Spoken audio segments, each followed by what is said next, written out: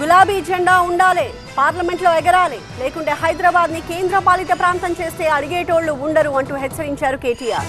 మరోవైపు ఎంపీ ఎన్నికల్లో 12 సీట్లను బీఆర్ఎస్ గెలిస్తే ఏడాది లోపలే కేసీఆర్ మళ్లీ రాష్ట్ర రాజకీయాల్ని శాసిస్తారు అని కూడా అన్నారు.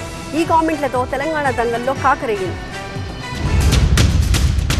వేములవాడ ఎన్నికల ప్రచారంలో బీఆర్ఎస్ నేత కేటీఆర్ ఆసక్తికర వ్యాఖ్యలు చేశారు. పార్లమెంటులో బీఆర్ఎస్ ఎంపీలు లేకపోతే ఎన్నికల తర్వాత హైదరాబాద్ ను కేంద్ర పాలిత ప్రాంతం చేస్తే ప్రశ్నించే వాళ్లు ఉండబోరని హెచ్చరించారు. పార్లమెంటులో ప్రశ్నించే ఎంపీలు లేకపోతే హైదరాబాద్ ని మళ్లీ కేంద్ర పాలిత ప్రాంతం చేసే అవకాశం ఉందన్నారు కేటీఆర్. ఎందుకు ఉండాలి గులాబీ కండువా పార్లమెంట్ లో అంటే, రేపు హైదరాబాద్ ను దబ్బన 10 ఏళ్లు ఉమ్మడి రాజధాని అయిపోతుంది జూన్ 2 తారీఖు నాడు.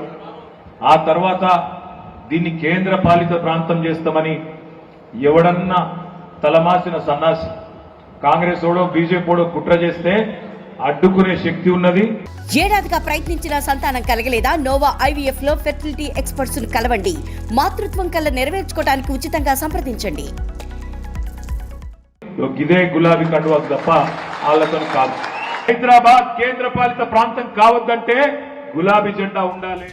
ఇక పార్లమెంట్ ఎన్నికల్లో బీఆర్ఎస్ 12 సీట్లు గెలిస్తే ఏడాదిలోగా కేసీఆర్ మళ్లీ రాష్ట్ర రాజకీయాలను శాసించే రోజు వస్తుందంటూ సంచలన వ్యాఖ్యలు చేశారు కేటీఆర్. మీరు 10-12 పార్లమెంట్ సీట్లలో గిన్న మీరు గెలిపిస్తే, ముఖ్యంగా మా గులాబీ దండు, సంవత్సరం లోపలనే మళ్లీ తిరిగి కేసీఆర్ గారు రాష్ట్ర రాజకీయాన్ని శాసించే రోజు సంవత్సరం లోపలనే వస్తుంది. ఇక రాముడు అందరివాడు, ఆయన బీజేపీకి మాత్రమే సొంతం కాదన్నారు కేటీఆర్. మనం కూడా జై భారత్ జై శ్రీరామ్ అందామన్నారు ఆయన. జై భారత్ అందాం, జై శ్రీరామ్ కూడా అందాం, మనకేం ఇబ్బంది లేదు. రాముడు అందరివాడు, రాముడు దేవుడు. రాముడు బీజేపీ ఎంపీ కాదు, బీజేపీ ఎమ్మెల్యే కాదు, రాముడు బీజేపీ సభ్యుడు కాదు, రాముడు అందరివాడు. కేటీఆర్ హాట్ కామెంట్లతో తెలంగాణ దంగల్ వేడెక్కింది.